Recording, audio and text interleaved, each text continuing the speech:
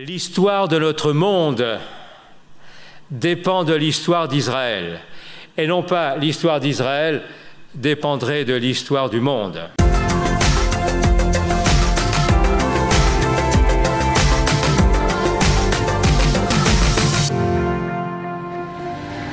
Je m'appelle André Boulagnon, je vais avoir 85 ans dans quelques mois, j'aurai 60 ans de ministère pastoral.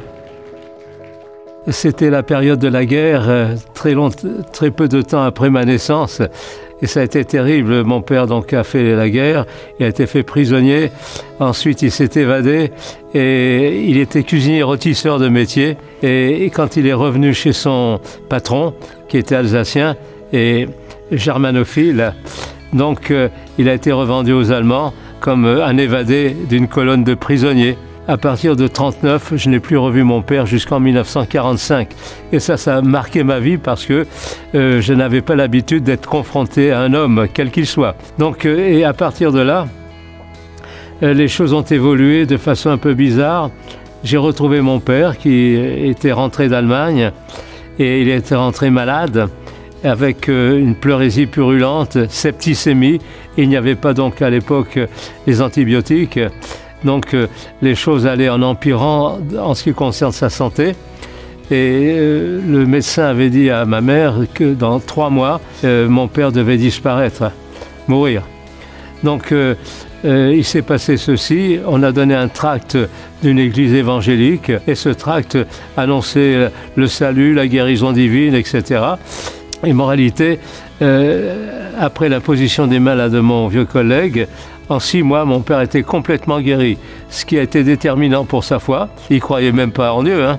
Bon, ma mère, quand elle a vu ça, elle s'est convertie. Et puis moi, le fiston, donc, j'ai fait une expérience personnelle avec Dieu. Dieu a beaucoup d'humour. Ce vieux collègue qui a imposé les mains à mon père, il était d'origine bulgare. Il parlait 4 ou 5 langues, mais le français, il l'estropiait un petit peu de temps en temps, avec un très fort accent. Et j'avais dit à ma mère, quand celui-là aura appris à parler français, je viendrai l'écouter. Et le comble de l'humour, c'est que je me suis converti à Dieu par le moyen d'un homme qui était d'origine sicilienne, qui avait émigré aux États-Unis et qui s'efforçait de parler français. Et je n'ai rien compris de ce qu'il a dit et je me suis converti ce soir-là. Mais avec mon père, j'avais des rapports très tendus. À l'âge de 12 ans, je rentrais de l'école à un midi. Je ne savais pas que mon père était à la maison. Et j'ai dit à ma mère, il est là l'autre? Alors il était là l'autre. Alors là j'ai pris une tannée monumentale. J'ai voulu le passer au cran d'arrêt, mon père. Ma mère s'est mise à pleurer et bon, j'ai rangé mon couteau, etc. Donc jusqu'à 20 ans, jusqu'à ma conversion, ça a été terrible comme contact avec lui. Les rapports avec mes collègues, ils étaient également tendus. Quand je suis devenu comptable, j'avais 6 ou 7 femmes sous mes ordres. Je les insultais tous les jours. Ces dames ne me supportaient pas et je ne les supportais pas non plus. Mon comportement a commencé à changer dès le premier soir de ma conversion. Il y a eu une progression relativement rapide, de dur, disons, je suis devenu un doux. Pas hindou, mais un doux. Je fumais beaucoup à l'époque aussi. J'ai fait le trafic de cigarettes américaines à la fin de la guerre et j'ai pris tout le stock de tabac que j'avais. J'avais des Havanas, des gros cigares de Cuba, j'avais des cartouches entières de cigarettes. J'ai mis tout ça dans la salamandre de mes parents, j'ai fait brûler et à partir de l'âge de 20 ans, j'en ai bientôt 85, je n'ai plus jamais fumé. Comment j'ai su que j'étais appelé? Ça a été aussi quelque chose d'extraordinaire. J'ai assisté à un culte, donc rue de la Cour des Noux. Il y avait une dame, une chrétienne d'origine turque. Elle a prophétisé en donnant un détail de ma vie que j'étais seul à connaître. Personne ne savait. Et Dieu m'appelait à travailler parmi les Juifs. Alors, je connaissais, puisque j'avais à l'époque donc 12 ans. J'ai vu mes camarades juifs qui portaient l'étoile juive ici à gauche être embarqués. Ils sont partis à Drancy et dans les fours crématoires après. Ils ne sont jamais revenus. Ça m'a déjà marqué beaucoup en ce qui concerne le monde juif. Le temps a passé et quand je suis parti faire la guerre en Afrique du Nord, j'ai commencé à étudier la Bible par correspondance. Et mes parents ont réagi de façon positive, évidemment. Les rapports avec mon père ont complètement changé. Il faut que je l'avoue, ça. Et j'ai commencé à aimer mon père, j'avais 20 ans.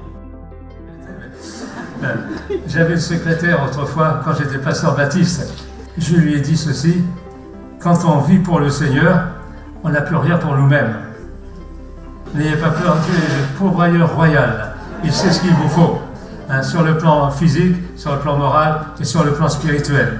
En 65, j'ai eu un appel du président de la Fédération baptiste. Il y avait 48 rue de Lille, un juif chrétien, et il venait de décéder.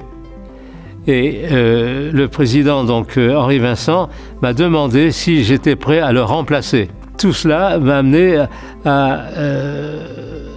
à partir aux États-Unis parce que je n'étais pas bachelier et il me demandait la licence en théologie chez les baptistes. Et aux États-Unis, il m'avait demandé de faire un mémoire sur le royaume de Dieu tel qu'il est décrit dans l'Ancien Testament. Et mon anglais était tellement déficient que je n'avais aucun point de repère en anglais. J'ai dû écrire tout cela en français.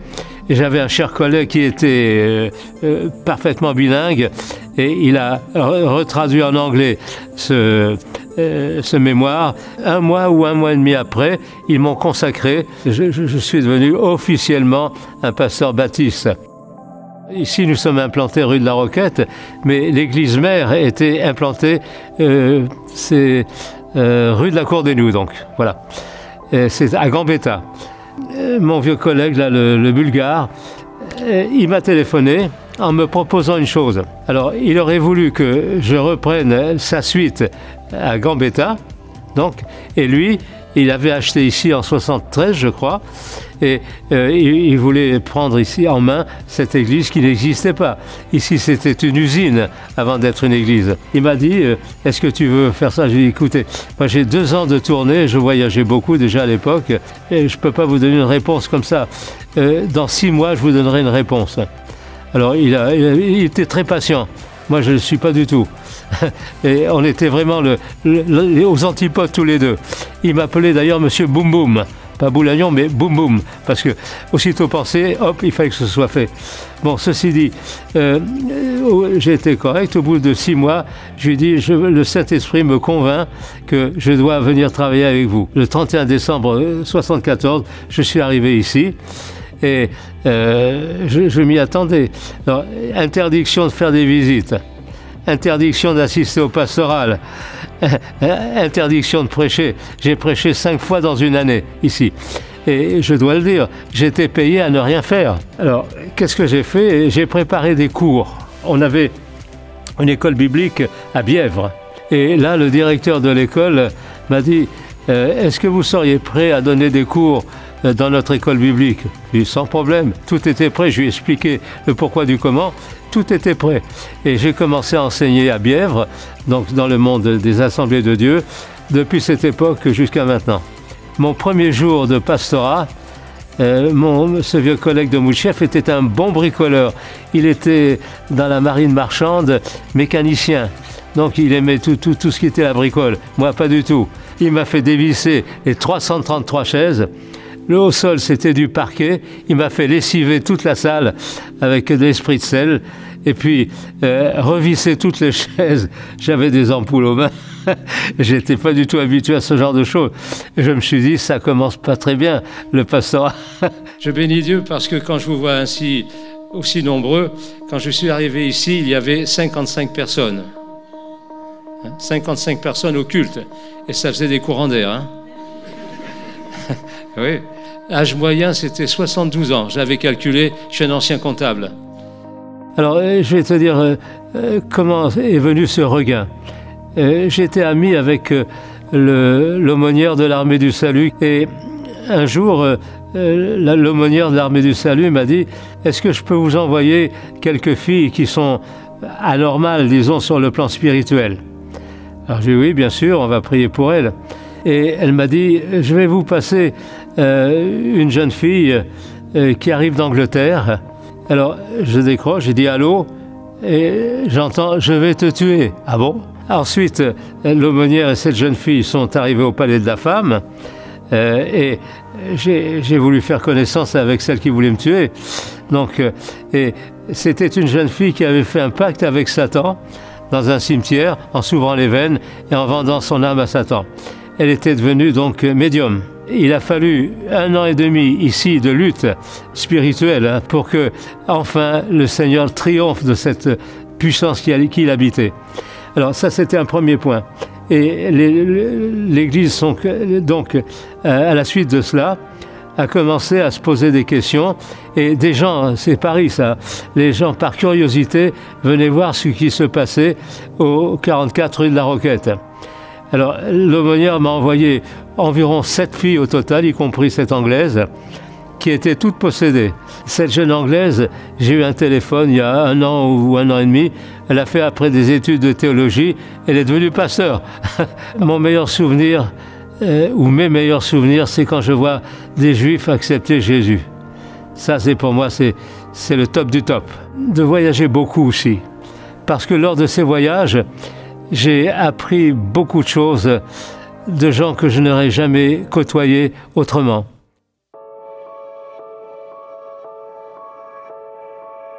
Je pense que la vie chrétienne, c'est pas un long fleuve tranquille. Pour être pasteur, il faut vraiment avoir un appel de Dieu. Sinon, on ne tient pas le choc. J'ai vu beaucoup de mes collègues qui ont abandonné le ministère parce qu'ils ont fait des dépressions nerveuses. Et ils étaient littéralement accablés par les problèmes des autres. Ils n'arrivaient même plus à solutionner les leurs. À un jeune, je lui dirais d'abord l'appel. Ensuite, la formation. Alors, c'est indispensable, surtout aujourd'hui. Formation biblique et formation théologique, c'est pas la même chose. J'ai perdu mon épouse en 12 heures. Elle avait un cancer dont elle ne souffrait pas. J'étais ici pour le culte, j'étais tout seul à l'époque, il n'y avait pas d'assistant. Et je suis rentré le midi, chose que je ne faisais pas, parce que c'était plein d'avoir problème, enfin, elle souffrait du ventre. Et quand je suis rentré, elle avait préparé sa valise, chose qu'elle n'avait jamais fait jusqu'avant. Donc, je l'ai amenée à Montmorency, en urgence avec les pompiers. Il était 14 heures exactement. Je suis resté avec elle jusqu'à 17 heures. Et à 17 heures, je lui dis rendez-vous à demain. À 11 heures du soir, 23 heures, le chirurgien m'appelle en me disant « Votre femme n'a plus que 6 de tension. Il faut que j'opère, monsieur. Est-ce que vous me donnez l'autorisation ?» Je lui dis « Sans problème, il faut faire ce qu'il a lieu de faire. » Il l'a opérée, elle est restée dans l'opération. Il était 2 heures du matin. À la suite de ça, je suis tombé aveugle. Je suis diabétique. Et j'avais ce qu'on appelle une diplopie, c'est-à-dire tout ce qui est vertical, je voyais coucher. Et au mois de mars, dans l'hôpital même, d'un seul coup, j'avais un muscle ici coincé, complètement bloqué à droite. Il s'est débloqué. Et l'infirmière m'a dit, c'était une spécialiste de la vue, elle m'a dit « Monsieur, vous y voyez ?» Je n'étais pas convaincu parce que dans les minutes qui ont précédé, j'y voyais rien du tout. Et effectivement, Dieu a permis que ce muscle se débloque et j'ai recouvré la vue. Ensuite, dans la même année, j'ai eu une gangrène, gros orteil. On m'a coupé le gros orteil. Un petit peu après, de nouvelles gangrènes. 6 semaines d'hôpital à chaque fois. On m'a coupé l'autre ici, à orteil. Et tout ça, ça a été de janvier à novembre 1995. Je bénis Dieu parce que jusqu'à ce jour, Dieu m'a tendu toujours une main secourable, quelles que soient les circonstances. Quand je me suis converti, donc c'était dans les mois qui ont suivi, j'ai fait le voyage à 750 km à côté de Dax, où ma tante et ma cousine, où j'ai été élevé, et je suis allé leur dire, maintenant je crois en Dieu. Je crois aussi que le Seigneur m'a appelé à un certain ministère. Parole de ma tante et de ma cousine, mais il fallait vraiment qu'ils n'aient trouvé personne pour te choisir. Elles avaient bien raison, parce que à 10 ans, j'avais déjà mis le feu à l'église, au clocher de l'église, chez elles, donc dans les Landes, et elles savaient qui j'étais. Dans les situations les plus difficiles, nous soyons à même de refléter ce que Dieu dit et de le vivre surtout. personnellement, jusqu'à ce jour, je n'ai jamais douté de l'amour de Dieu. C'est ce qui m'a convaincu. Quand je disais tout à l'heure que je n'ai rien compris de ce que le pasteur avait dit, là, le Sicilien, je n'ai rien compris. Mais Dieu m'a convaincu qu'il m'aimait.